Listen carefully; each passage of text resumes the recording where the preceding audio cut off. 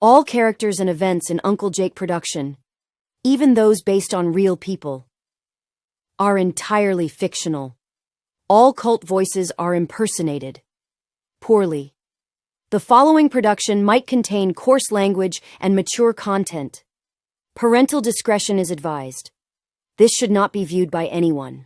We learned a lot in 2025. For example, apparently you can't run the kingdom like a side hustle, can't wash money through faith, and you definitely shouldn't call it ministry accounting. Now we're broke, not biblically poor. I mean zero, accounts frozen, no cash, no backup envelope.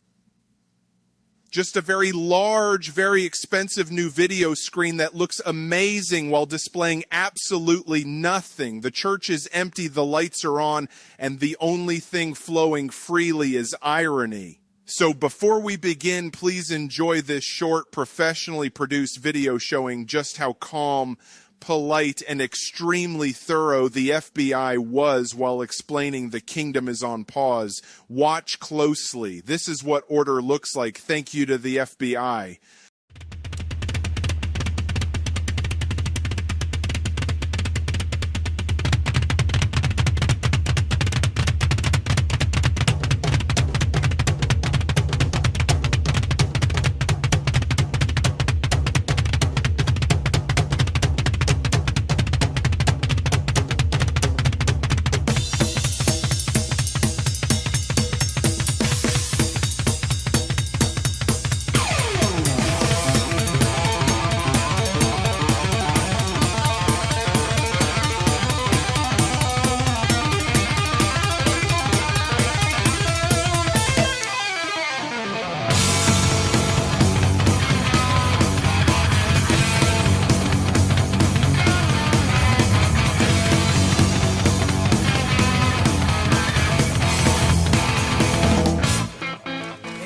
David Taylor, all residents of 2523 South Miami Boulevard.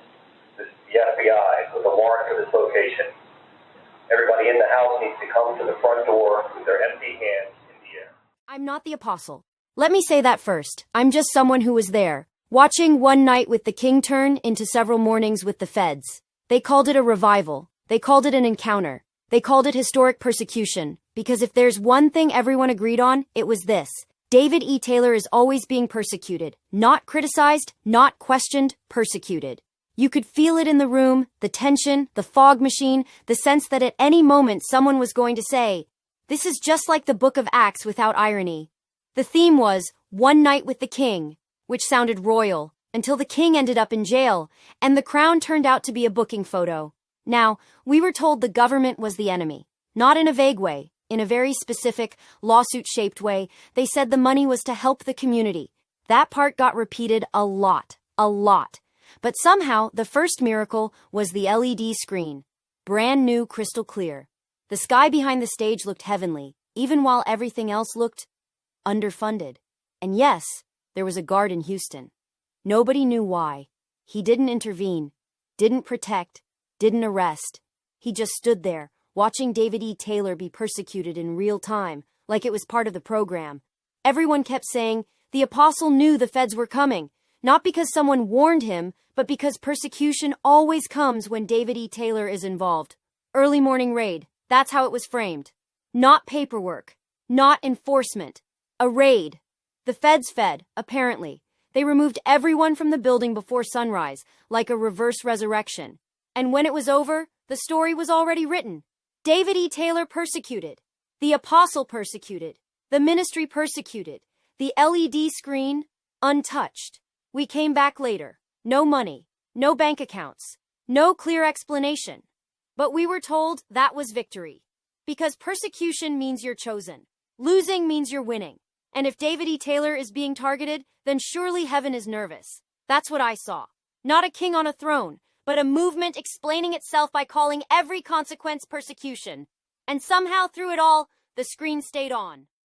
All right, folks, that's our show. Big thanks to Tony for fixing the LED wall, because nothing says accountability like a brand new screen. Say hello to that Pussy Rich Holmes, everyone. Still rich, still mysterious, still somehow untouched by consequences. And Apostle don't rush back. You're never getting out. We checked. Spiritually, legally, emotionally, it's a wrap.